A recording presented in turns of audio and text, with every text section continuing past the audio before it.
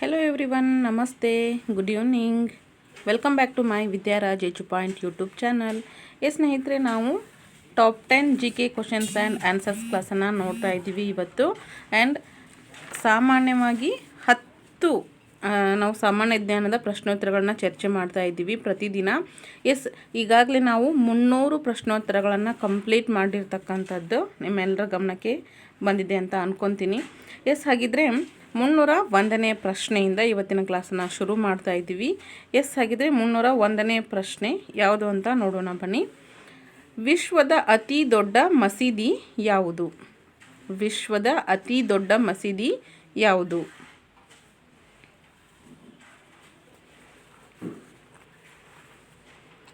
ಉತ್ತರ ನೋಡೋಣ.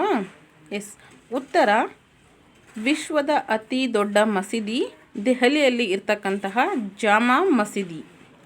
ಜಾಮಾ ಮಸೀದಿ ವಿಶ್ವದ ಅತಿ ದೊಡ್ಡ ಮಸೀದಿಯಾಗಿರುತ್ತೆ. ಎಲ್ಲಿದೆ ಅಂತ ಕೇಳಿದರೆ ದೆಹಲಿ ಅಂತ ಹೇಳುವಂಥದ್ದು.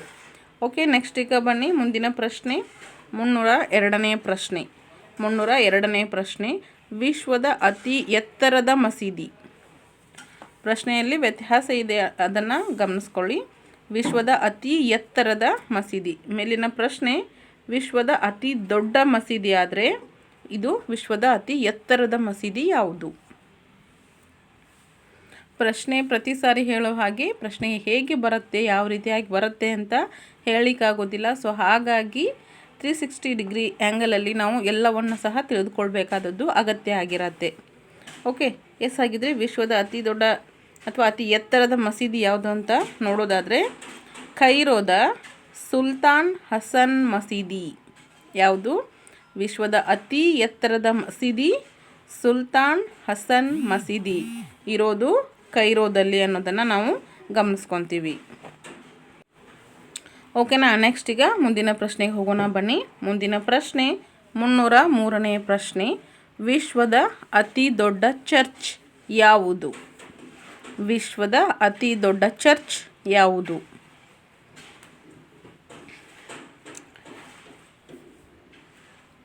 ಯಾವುದು? Basilica of Saint Peter. ವಿಶ್ವದ ಅತಿ ದೊಡ್ಡ church basilica of Saint Peter ಇರೋದೆಲ್ಲಿ? Vatican City. ನೆನ್ಪಿಟ್ಕೊಳ್ಳಿ, ವ್ಯಾಟಿಕನ್ ಸಿಟಿಯಲ್ಲಿ ವಿಶ್ವದ ಅತಿ ದೊಡ್ಡ ಚರ್ಚ್ ಇರುತ್ತೆ. ಅದರ ಹೆಸರು ಬಂದು ವಾಸಿಲಿಕಾ ಆಫ್ ಸೆಂಟ್ ಪೀಟರ್ ಅಂತಕ್ಕಂಥದ್ದು.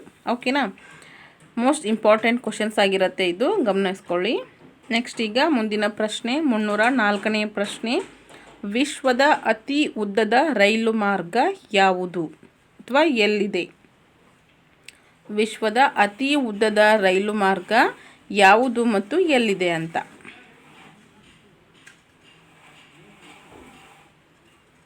ಯಾವುದು ಹಾಗಾದರೆ? ಟ್ರಾನ್ಸ್ ಸೈಬೀರಿಯನ್ ಲೈನ್ ಅಂತ ಹೇಳ್ತೀವಿ. ವಿಶ್ವದ ಅತಿ ಉದ್ದದ ರೈಲು ಮಾರ್ಗ ಬಂದು ಟ್ರಾನ್ಸ್ನ ಸೈಬೀರಿಯನ್ ಲೈನ್ ಅಂತಕ್ಕಂಥದ್ದು. ಇದನ್ನು ಗಮನಿಸ್ಕೊಳ್ಳಿ ಸ್ನೇಹಿತರೆ. ನೆಕ್ಸ್ಟ್ ಈಗ 305ನೇ ಪ್ರಶ್ನೆ, ವಿಶ್ವದ ಅತಿ ಉದ್ದದ ರೈಲ್ವೆ ಸುರಂಗ ಯಾವುದು? ವಿಶ್ವದ ಅತಿ ಉದ್ದದ ರೈಲ್ವೆ ಸುರಂಗ ಯಾವುದು? ಯಾವುದು ಸುರಂಗ? ಸೀಕನ್ ರೈಲ್ವೆ ಸುರಂಗ, ಜಪಾನ್ ಅಂತಕ್ಕಂಥದ್ದು. ವಿಶ್ವದ ಅತಿ ಉದ್ದದ ರೈಲ್ವೆ ಸುರಂಗ ಇರ್ತಕ್ಕಂಥದ್ದು ಜಪಾನ್ನಲ್ಲಿ. ಅದರ ಹೆಸರು ಸೀಕನ್ ರೈಲ್ವೆ ಸುರಂಗ ಅಂತಕ್ಕಂಥದ್ದು. ನೆಕ್ಸ್ಟ್ ಈಗ 306ನೇ ಪ್ರಶ್ನೆ. ನಿಮ್ಮೆಲ್ಲರಿಗೂ ಸಹ ನೆಕ್ಸ್ಟ್ ಬರ್ತಕ್ಕಂತಹ ಎಲ್ಲ ಸ್ಪರ್ಧಾತ್ಮಕ ಪರೀಕ್ಷೆಗಳಲ್ಲಿ GK ಪ್ರಶ್ನೆಗಳು ಇದ್ದೇ ಇರುತ್ತೆ ಅಂತಕ್ಕಂಥದ್ದು ನಿಮಗೆ ಗೊತ್ತಿದೆ. ಸೊ ಹಾಗಾಗಿ ನಿಮಗೆ ಯಾವುದೇ ರೀತಿ ಪ್ರಶ್ನೆಗಳು ಬಂದರೂ ಕೂಡ ನೀವು ಎಲ್ಲವನ್ನು ಸಹ ಟಚ್ ಮಾಡಿ ಮಾರ್ಕ್ಸನ್ನು ತಗೊಳ್ಬಹುದು. ಹಾಗಾಗಿ ನಿಮಗೆ ಹೆಲ್ಪ್ ಆಗಲಿ ಅನ್ನೋದಕ್ಕೋಸ್ಕರ ನಾನು ಸುಮಾರು ಕಡೆ ಇದನ್ನು ಸರ್ಚ್ ಮಾಡಿ ನಿಮಗೋಸ್ಕರ ನಾನು ಈ ಪ್ರಶ್ನೆಗಳನ್ನು ಫ್ರೇಮ್ ಮಾಡಿ ಕೊಡ್ತಕ್ಕಂಥದ್ದು. ಸೊ ಇದರ ಒಂದು ಉಪಯೋಗವನ್ನು ಎಲ್ಲರೂ ಕೂಡ ಪಡೆದುಕೊಳ್ಳಿ ಅಂತ ಹೇಳ್ತಾ ಮುಂದಿನ ಪ್ರಶ್ನೆ ನೋಡೋಣ ಬನ್ನಿ. 306ನೇ ಪ್ರಶ್ನೆ, ವಿಶ್ವದ ಅತಿ ಉದ್ದದ ರೈಲ್ವೆ ಪ್ಲಾಟ್ಫಾರ್ಮ್ ಯಾವುದು ಮತ್ತು ಎಲ್ಲಿದೆ?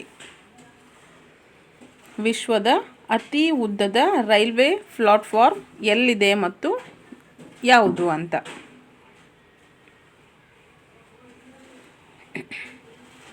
ಎಸ್ ಆಗಿದ್ರೆ ಯಾವುದಾಗುತ್ತೆ ಸ್ನೇಹಿತರೆ? ಹುಬ್ಬಳ್ಳಿ.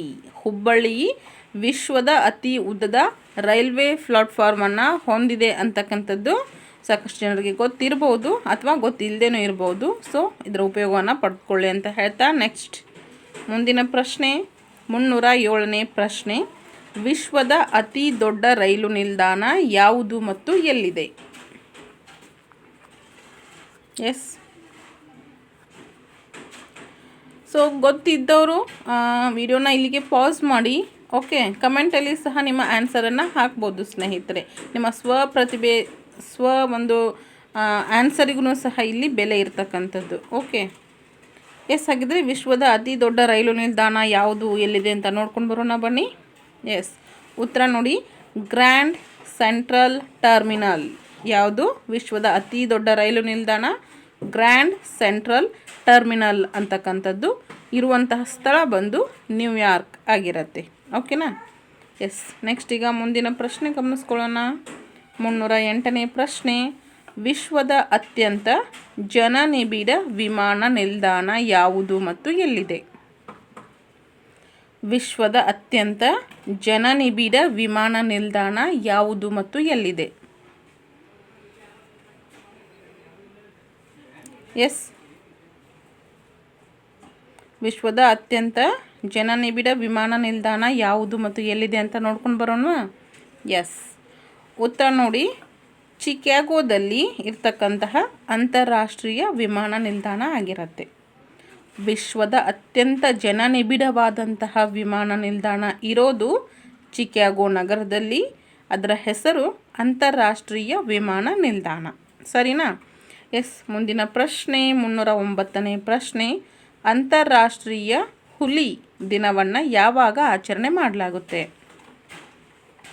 ಅಂತಾರಾಷ್ಟ್ರೀಯ ಹುಲಿ ದಿನಾಚರಣೆಯನ್ನು ಅಥವಾ ಹುಲಿ ದಿನವನ್ನು ಯಾವಾಗ ಆಚರಿಸಲಾಗುತ್ತೆ?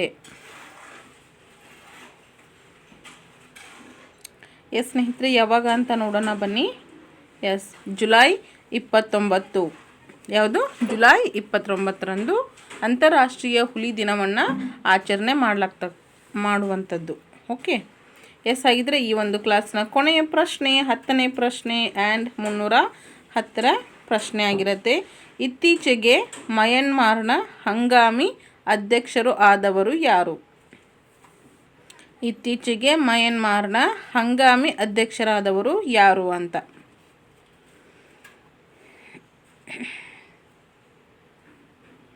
ಎಸ್, ಈ ಪ್ರಶ್ನೆಗಳನ್ನು ನೋಡ್ತಾ ಓದ್ಕೊಳ್ತಾ ಹೋಗಿ ಆ್ಯಂಡ್ ಸ್ವಂತಹ ನೀವೇ ಸಹ ಆನ್ಸರನ್ನು ಮರೆಮಾಚಿ ಪ್ರಶ್ನೆಯನ್ನು ಓದ್ಕೊಂಡು ನೀವು ಆನ್ಸರ್ ಮಾಡ್ತಾ ಬನ್ನಿ. ಸೊ ನೀವು ಎಷ್ಟು ಪ್ರಶ್ನೆಗೆ ಆನ್ಸರ್ ಮಾಡಿದ್ದೀರಿ ಅನ್ನೋದನ್ನು ನೀವೇ ಸ್ವತಃ ಕಂಡುಕೊಳ್ಬಹುದು. ಓಕೆನಾ? ಇಲ್ಲ ಅಂತಂದರೆ ನೀವು ಬೇರೆಯವ್ರಿಗೆ ಸಹ ಇದನ್ನು ಪ್ರಶ್ನೆಯನ್ನು ಕೇಳಲಿಕ್ಕೆ ಕೊಟ್ಟು ಅದಕ್ಕೆ ನೀವು ಆನ್ಸರ್ ಮಾಡ್ತಾ ಹೋಗ್ಬೋದು. ಸೊ ಹೀಗೂ ಸಹ ನೀವು ಕಂಠಪಾಠದ ಮುಖಾಂತರ ಓಕೆ ಈ ಎಲ್ಲ ಪ್ರಶ್ನೋತ್ತರಗಳನ್ನ ನೀವು ನೆನಪಿನಲ್ಲಿ ಇಟ್ಕೊಳ್ಳಿಕ್ಕೆ ಸಾಧ್ಯ ಆಗುವಂಥದ್ದು. ಎಸ್ ಆಗಿದ್ರೆ ಈ ಪ್ರಶ್ನೆಗೆ ಉತ್ತರ ನೋಡೋಣ ಬನ್ನಿ. ಎಸ್, ಮಿನ್ ಆಂಗ್ ಹ್ಲಾಯಿಂಗ್. ಏನಂತ ಪ್ರೊನೌನ್ಸ್ ಮಾಡ್ತೀರಿ ನೋಡಿ? ಮಿನ್ ಆಂಗ್ ಹ್ಲಾಯಿಂಗ್ ಅಂತನಾ? ಓಕೆ, ಇತ್ತೀಚೆಗೆ ಮಯನ್ಮಾರ್ನ ಹಂಗಾಮಿ ಅಧ್ಯಕ್ಷರಾದವರು ಮಿನ್ ಆಂಗ್ ಹ್ಲಾಯಿಂಗ್ ಅವರು. ಓಕೆ, ಎಸ್ ಸ್ನೇಹಿತರೆ, ಈ ಎಲ್ಲ ಮಾಹಿತಿ ಖಂಡಿತ ನಿಮಗೆ ಯೂಸ್ಫುಲ್ ಆಗಿದೆ ಅಂತ ಭಾವಿಸ್ತೀನಿ. ಯೂಸ್ಫುಲ್ ಅಂತ ಅನಿಸಿದರೆ ಪ್ಲೀಸ್ ಲೈಕ್ ಮಾಡಿ, ಎಲ್ಲರಿಗೂ ಸಹ ಸಾಧ್ಯವಾದಷ್ಟು ಮಟ್ಟಿಗೆ ಶೇರ್ ಮಾಡ್ತಾ ಬನ್ನಿ, ಅವ್ರಿಗೂ ಕೂಡ ಹೆಲ್ಪ್ ಆಗುತ್ತೆ. ಹೊಸಬ್ರು ಯಾರಾದರೂ ಇದೇ ಮೊದಲು ಬಾರಿಗೆ ನಮ್ಮ ಚಾನಲ್ ನೋಡ್ತಾ ಇದ್ದರೆ ಸೊ ಪ್ಲೀಸ್ ಸಬ್ಸ್ಕ್ರೈಬ್ ಮಾಡ್ಕೊಳ್ಳಿ. ಸೊ ಇದೇ ರೀತಿ ಸಪೋರ್ಟ್ ಮಾಡ್ತಾಯಿರಿ ಅಂತ ಹೇಳ್ತಾ ನಿಮ್ಮ ಅನಿಸಿಕೆಯನ್ನು ಸಹ ಕಾಮೆಂಟಲ್ಲಿ ತಿಳಿಸಿ. So thank you so much. ಎಲ್ರಿಗೂ ಕೂಡ ಇಷ್ಟೊತ್ತು ಎಲ್ಲ ಪ್ರಶ್ನೆಗಳನ್ನು ಓದ್ತಾ ಅದರ ಉತ್ತರವನ್ನು ತಿಳ್ಕೊಳ್ತಾ ಬಂದಿದ್ದೀರಿ. ಎಲ್ಲರಿಗೂ ಕೂಡ ಧನ್ಯವಾದಗಳು. Thank you so much for every one.